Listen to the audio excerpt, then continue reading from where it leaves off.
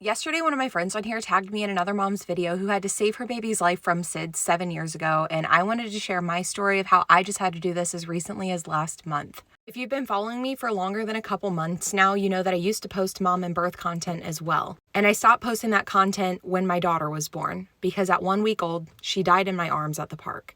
I had a completely boring and normal pregnancy, a completely boring and normal labor and birth. We were sent home with a completely clean bill of health for myself and her. And at exactly 7 days old, when we were at the park that we randomly decided to stop at on our way home from a petting zoo, she stopped breathing.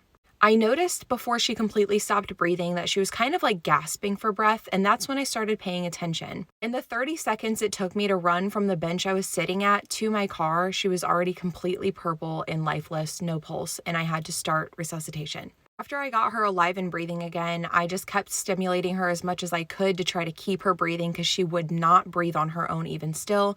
And then the ambulance came, and by the time they got her to the hospital, she had to be put to sleep and intubated and then taken to our nearest children's hospital. We were in the NICU with her for 7 days, and in those 7 days, they ran every single test that you could imagine. And there was nothing wrong with her except for some strange bacteria in her urine, which they chalked up to a UTI, so they started antibiotics. They weren't positive that she had a UTI because the bacteria that they did find in her urine was like really weird, and so they said that it very well could have been contaminated from the other hospital. But just to be safe, they gave her antibiotics anyway, told us that was the problem, and sent us home. And then it happened again when she was about 5 weeks old. Same ordeal, we went to our local ER. Thankfully, she did not have to be intubated this time because she was able to start breathing on her own again.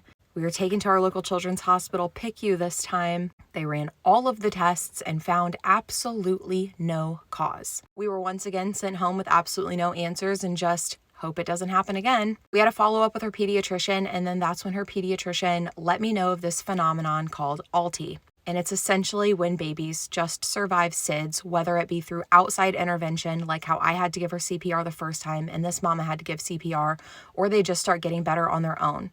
She said it usually resolves in babies who struggle with it around 6 to 8 weeks. And there's no explanation. It just is what it is. Had I not known how to give neonatal resuscitation, how to do infant CPR, my baby would not be alive right now. Had I not stopped at that park on our way home, my baby would not be alive right now. Listen to your gut. And for crying out loud, if you're a parent, please learn basic first aid and CPR. This could happen to anybody at any time. Both times we ended up at University of Virginia Children's Hospital, and we were the first case of ALTI they had ever seen.